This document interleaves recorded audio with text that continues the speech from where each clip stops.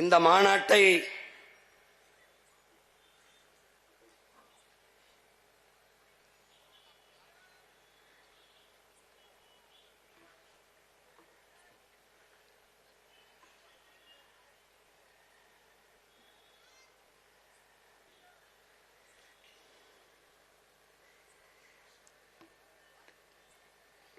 நியாயமாக உண்மையிலேயே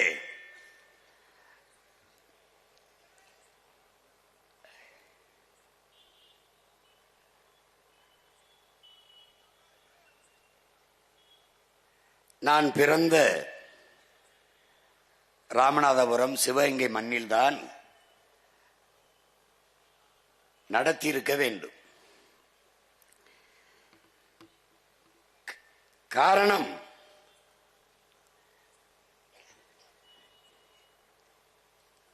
தண்ணீரின் அருமையை பற்றி அதை உணர்ந்த மகன்தான் பேச முடியும். அரசு அதிகாரிகள் எல்லாம் தவறு செய்துவிட்டால்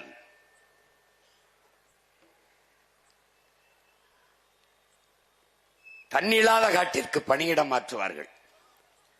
அது நான் பிறந்த மண்ணான ராமநாதபுரம் சிவகங்கைக்குத்தான் மாற்றுவார்கள். இன்றுதான் எனது மண் வறண்டு போனது. ஆனால் என்னுடைய வீர பெரும்பாட்டன் மருதுபாண்டியர்கள் ஆட்சியிலே உலகத்தின் சுவையான ஆரஞ்சு பழத்தை ஏற்றுமதி செய்திருக்கிறான் என்றால் எவ்வளவு வளமையான நாடாக என் நாடு இருந்திருக்கும் என்பதை அறிவார்ந்த தமிழ் சமூக சொந்தங்கள் அறிந்து கொள்ள முடியும். ஆனால் அதை விட்டுவிட்டு தஞ்சை நிலத்திலே வந்து இந்த தண்ணீர் மாநாட்டை சீமான் போடுவதற்கு காரணம், இந்த இனத்திலே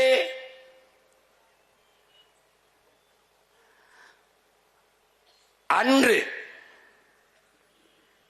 ஒரு கரிகாலன் எங்கள் மன்னன், இன்று ஒரு கரிகாலன் எங்கள் அண்ணன். இருவரும் ஒரே குடி, தமிழ் குடி. இருவருக்கும் ஒரே குடி, ஒரே கொடி, புலிக்கொடி. எங்களுடைய விடுதலை பாவலர் பாசத்திற்குரிய எங்கள் அண்ணன் அறிவுமதி அவர்கள் எழுதிய கவிதை வரிகள். அந்த பாட்டன் இன்றைய கரிகாலனின் மகன், அன்றைய கரிகாலனின் பேரன் இந்த நிலத்தில் நின்று பேச காரணம், இந்த இனத்தில் ஒருவனுக்குத்தான் தண்ணீரை தேக்கி தண்ணீரின் சேமிப்பை உருவாக்கி நிலத்தின் வளத்தை பெருக்கி வேளாண்மையை செழிக்க வைக்க வேண்டும் என்ற அறிவு என் இனத்தில் அவன் ஒருவனுக்குத்தான் இருந்தது. அறிவார்ந்த பெருமக்களே, அதனால்தான் என் அருமை பாட்டன் கரிகாலன் திருமாவளவன் என்றும் கரிகால் பெரு வளத்தான் என்றும் இன்று வரை தமிழின மக்களால் போற்றப்படுகிறான் என்றால் அதனால் தான் அவன் போற்றப்படுகிறான். அவன்